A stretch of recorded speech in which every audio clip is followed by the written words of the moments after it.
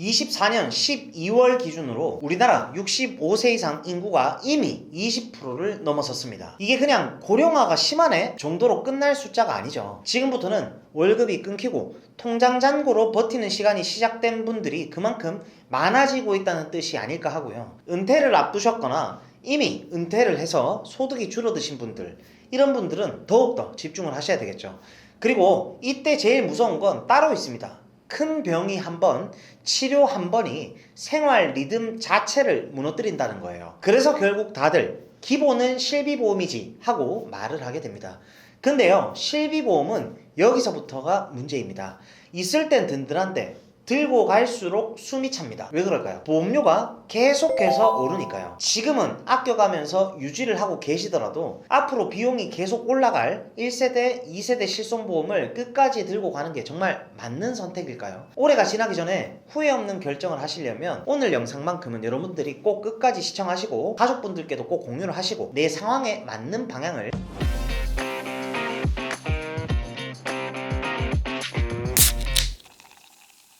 네, 안녕하세요. 여러분들의 갈증을 톡 쏘는 보험식으로 해소시켜드리는 보험사에 대입니다.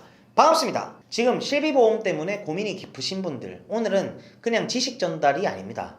내년, 내후년에 보험료가 내 생활을 흔들지 말지 그 분기점을 잡는 시간이 될 거고요. 최근 정부가 실비보험 개편안을 내놓으면서 새로운 형태의 실비보험이 올해 5월이나 6월 정도 출시를 목표로 준비 중이고요. 이른바 5세대 실비보험이라고 하죠. 사실상 이제는 정말 얼마 안 남았습니다. 그래서 1세대, 2세대를 비싼 보험료를 감수하면서 버텨오신 분들은 더 헷갈리기 시작했죠. 병원비는 두렵고 보험료는 벅차고 바꾸자니 손해볼까 겁나고 딱 이 상황이잖아요. 그래서 오늘은 새롭게 발표된 실비보험 개혁안의 핵심 내용을 정리하고 지금까지 판매된 1세대부터 4세대 실비보험의 장단점을 비교해 보겠습니다. 특히 1세대, 2세대 가입자분들이 앞으로 어떤 선택을 하는 것이 더 유리할지 판단할 수 있도록 도움을 드리려고 합니다. 영상 시작 전에 꼭 오늘 알려드릴 유익한 보험 지식들은 사랑하는 가족들이나 주변 지인들께도 공유를 하셔서 함께 나누시길 바라고요. 그럼 지금 바로 시작하겠습니다. 실비보험은 실제 치료 목적으로 사용한 비용에서 일부 자기부담금을 제외하고 보상을 해주는 보험으로서 국민의 사적 안전망 역할을 수행하고 있는 보험입니다. 원래 실비보험은 이런 보험이었습니다. 아플 때 병원비 때문에 삶이 무너지는 걸 막아주는 좀 개인의 보호막이라고 할까요? 그런데 왜 지금 실비보험이 이렇게 시끄럽냐? 핵심은 구조에 있습니다. 실비보험의 작은 자기부담금 때문에 과잉 의료가 유발이 되고 그게 건강보험 지속 가능성까지 흔들고 실비보험료는 계속해서 급등하고 결국 많은 가입자들이 피해를 보는 구조적인 문제가 터져 나온 겁니다. 정리를 하면요, 적게 내고 많이 받는 구조가 과잉 진료를 부르고 그 비용이 보험료 인상으로 되돌아오고 별로 보험금을 제대로 못 타먹으신 분들도 같이 보험료가 올라가는 구조가 돼버린 거죠. 실제로 우리나라 비급여 실비보험금은 2017년도까지 4.8조 규모였던 의료비가 6년 동안 70%가 늘어난 8.2조까지 거의 2조가 증가했는데요. 비급여 보험금은 비중은 꾸준하게 늘어가고 있는 걸 알 수가 있습니다. 이 숫자를 보시면 딱 감이 오시죠? 비급여가 늘면 실비보험료는 안 오를 수가 없습니다. 그럼 누가 부담을 하냐? 우리죠. 게다가 보험료만 오르는 게 아닙니다. 지급 심사도 같이 빡빡해지는 거죠. 비급여 보상으로 손해율이 급격히 올라가다 보니까 보험사들도 보험금 지급 심사를 더욱 점점 강화하고 있습니다. 그 결과 1, 2세대 실비보험의 장점이 무색할 정도로 보험금 미지급과 관련한 소비자 피해가 꾸준히 증가하고 있고요. 그래서 요즘 이런 얘기가 나오는 거예요. 보험료는 올랐는데 받기는 더 어려워졌다. 억울하죠. 이게 현실입니다. 한국소비자원의 자료를 보면 그 이유가 더 또렷하게 드러납니다. 보험금 미지급 사유 중에서 비급여 치료를 과잉 진료로 판단해 지급하지 않은 사례가 30.6%, 약관 적용을 둘러싼 다툼이 34.4%, 고지 의무 위반이 14.1%였습니다. 자, 여기서 진짜 중요한 얘기 하나 들어갑니다. 보험금 청구를 했는데 현장 조사가 나온다?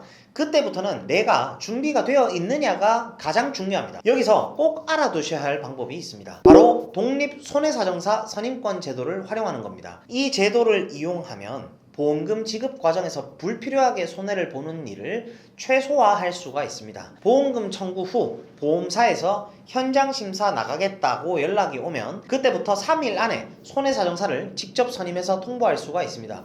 그리고 가장 중요한 포인트, 선임비용은 전액 보험사가 부담을 합니다. 소비자는 돈을 낼 필요가 없습니다.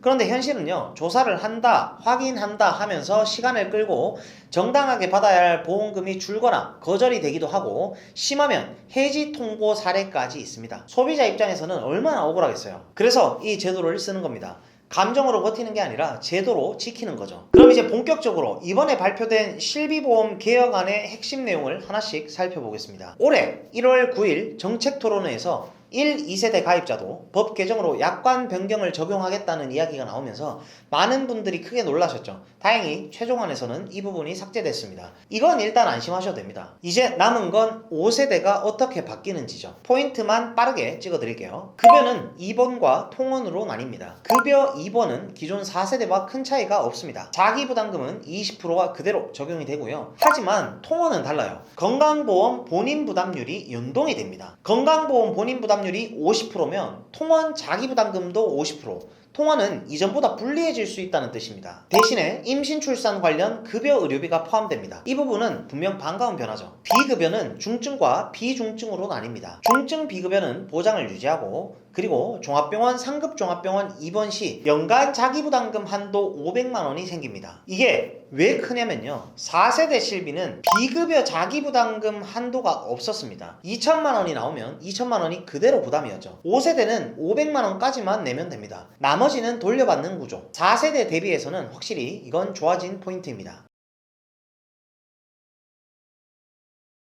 그런데 문제는 비중증 비급여입니다. 보험료를 끌어올린 주범으로 지목되었기 때문에 보장 범위는 줄고 자기부담금은 커질 수밖에 없습니다. 비급여는 연간 1,000만원 한도, 통원 1회에 20만원, 2번은 1회에 300만원 제한, 그리고 2번 50% 부담금이 있고요. 외래는 50%와 5만원 중 큰 금액을 공제하고 연간 자기부담금 한도는 없습니다. 미용, 성형, 미등재 의료기술 일부 비급여는 당연히 제외가 되겠고요. 자, 여기서 진짜 핵심 질문이 나옵니다.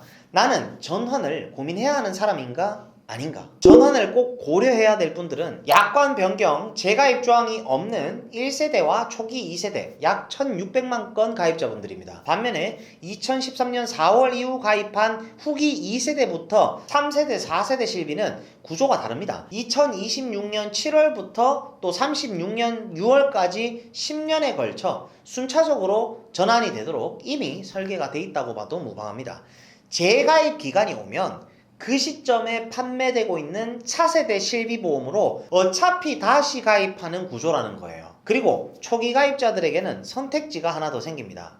계약 재매입 제도. 가입자가 원하면 보험사가 보상을 하고 계약을 해지하는 방식입니다. 소비자 보호 장치도 강화되고 설명 의무, 숙려기간, 철회권, 취소권 보장 방향이 검토가 됐었고요. 재매입 선택 후 원하면 새 실손으로 무심사 전환도 허용을 계획하고, 다만 구체적인 실행 방안은 추후 논의 후 발표 예정입니다. 이 얘기 듣고 이런 생각 드실 겁니다. 아, 이제는 미루면 안 되겠구나. 맞습니다. 이제는 선택을 해야 합니다. 여러분들이 5세대 실비가 출시되기 전에 결정을 제대로 하려면 내가 가진 1, 2세대의 장단점을 정확하게 알아야 돼요. 자, 여기서부터는 제일 헷갈리는 파트예요. 세대별 실비보험의 차이 한 번에 제가 정리해드리겠습니다. 2009년 7월까지 판매된 표준화 이전 1세대 실비, 자기부담금이 없어서 100%짜리 실비보험이라고 불렸죠. 상해는 입통원 의료비 또는 상해 의료비 중에서 선택이고요. 상해 의료비 특약을 넣으면 치과치료, 한방치료도 본인 부담금 없이 보상이 되고, 자동차나 산재사고 의료비 50% 보상 장점도 있었고요. 보장기간은 180일입니다. 2009년 8월부터 표준화가 되면서 2세대로 넘어가게 됩니다.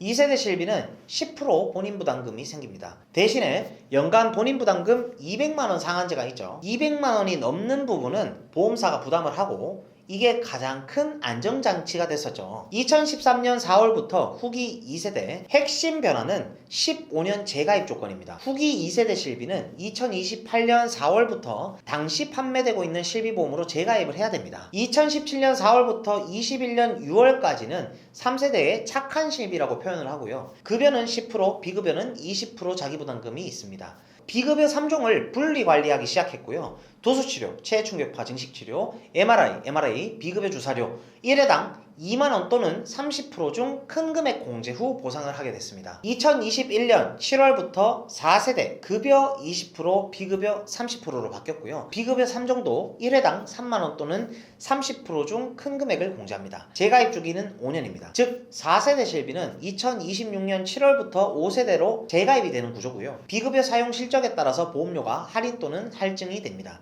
다만 4세대 실비의 치명적인 포인트는 비급여 치료에 대한 본인 부담금 상한선이 없다는 겁니다. 예를 들어서 비급여 암 치료비가 3천만원이면 4세대는 30%인 900만원을 전액 부담을 해야 되고요. 2,100만원만 돌려받게 됩니다. 만약 3세대처럼 연간 200만원 상한이 있었다면 200만원만 내고 2,800만원을 보상이 가능했겠죠. 이 차이가 세대 선택에서 가장 크게 갈립니다. 본 광고는 손해보험 광고심의 기준을 준수하였으며 유효기간은 심의일로부터 1년입니다.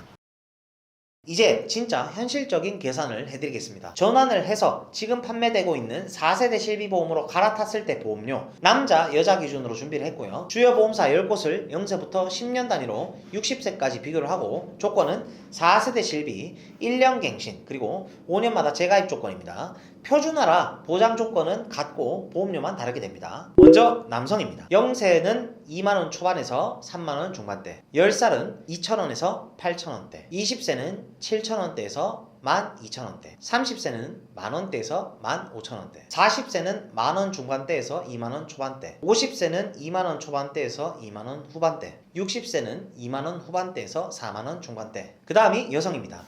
0세는 1만원 후반대에서 4만원 초반대, 10살은 4천원대에서 7천원대, 20세는 7천원대에서 만원 초반대, 30세는 만원 초반대에서 2만원 초반대, 40세는 만원 중반대에서 2만원 후반대, 50세는 2만원 중반대에서 3만원 후반대, 60세는 2만원 후반대에서 4만원 후반대. 여기서 꼭 하셔야 할 것, 잠깐 여러분들이 멈추시고 내 연령대 보험료를 꼭 확인하세요. 그리고 지금 내 1세대, 2세대 보험료랑 차액을 여러분들이 계산을 해보셔야 됩니다.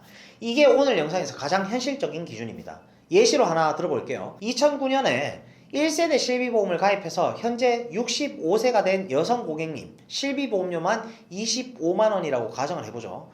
4세대 실비로 전환을 해서 5만원이 되면 매달 20만원 차이가 나고 1년이면 240만원입니다. 여기서부터는 객관적으로 살펴보셔야 됩니다. 건강해서 병원을 거의 안 가면 240만원이 아깝게 느껴지죠. 반대로 치료를 꾸준히 받아야 하면 보험료가 부담이 돼도 1세대 실비를 유지하는 것이 더 나을 수도 있겠죠. 보험은 본전 찾기 게임이 아닙니다. 하지만 내 건강 상태, 병원 이용 패턴, 그리고 내 가계부의 상황을 같이 보면 유리한 방향성에 대해서 충분히 여러분들이 계산하실 수가 있습니다. 그리고 또 하나, 시간이 갈수록 1세대, 2세대 실비 보험료는 더 오를 가능성이 높죠. 그러면 연간 240만원의 차이보다 더 벌어질 수도 있겠죠. 그래서 유지를 하자니 부담이 되고 전환을 하자니 불안하다, 이 고민이 생기는 거죠. 후회를 줄이려면요, 여러분 이렇게 영상을 통해서 여러분들이 공부를 하셔야 됩니다. 첫째, 내가 가입해둔 실비보험 상태를 꼼꼼하게 점검을 하고, 그리고 전환할 실비보험 구조가 어떻게 바뀌는지 정확하게 파악을 하세요. 두 번째,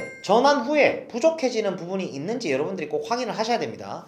보험료는 내려가지만 본인 부담금은 올라갑니다. 예전만큼 보장을 못 받을 수도 있다는 뜻이에요. 그래서 3대 진단비가 잘 들어가 있는지, 고가의 비급여 수술비 대비를 할 수술비 보험이 있는지 체크가 필요합니다. 셋째, 1, 2세대 실비를 유지하는 이유, 결국 비급여 보장 때문인 분들이 많습니다. 하지만 지금은 지급 심사가 점점 더 까다로워지고 있습니다. 도수치료, 영양제, 백내장 수술, 고가의 비급여 수술, 예전엔 보상받았던 것도 요즘은 거절 사례가 늘고 있습니다. 보험사는 과잉진료, 치료 적정성을 이유로 들지만 가입자 입장에서는 보험료는 비싸게 내고 보험금은 못 받는 억울한 상황이 될 수밖에 없습니다. 네 번째, 신규 실비보험 출시와 함께 1세대 그리고 초기 2세대 실비보험 가입자들을 대상으로 계약 재매입 제도가 시행된다는 얘기도 있었죠. 그때까지 여러분들이 기다려보는 것도 방법입니다.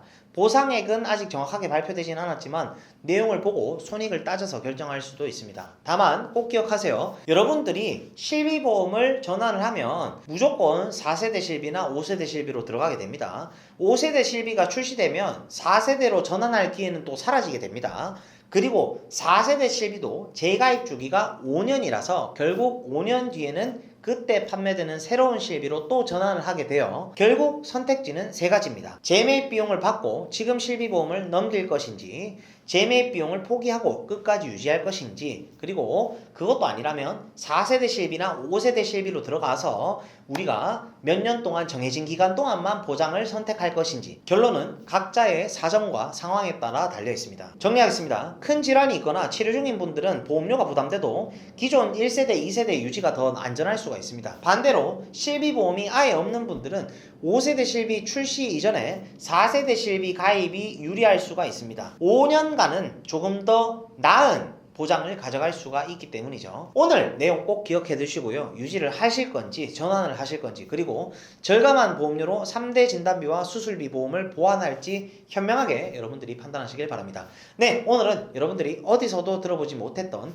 각 세대별 실비보험의 차이부터 시작해서 마지막 최근 이슈인 5세대 실비보험 내용까지 속 시원하게 알려드리는 시간을 가져봤고요. 제 영상을 시청해주시는 많은 분들이 보험을 통해서 꼭 손해가 아닌 수혜를 받아보실 수 있는 그런 분들이 모두 다 되셨으면 좋겠습니다.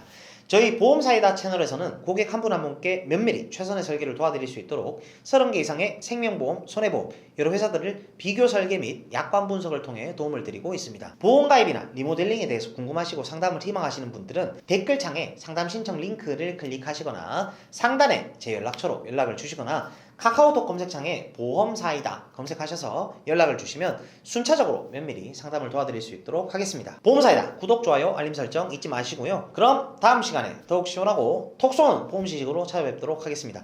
이상 보험사이다였습니다. 감사합니다. 본 광고는 손해보험 광고심의 기준을 준수하였으며 유효기간은 시밀로부터 1년입니다.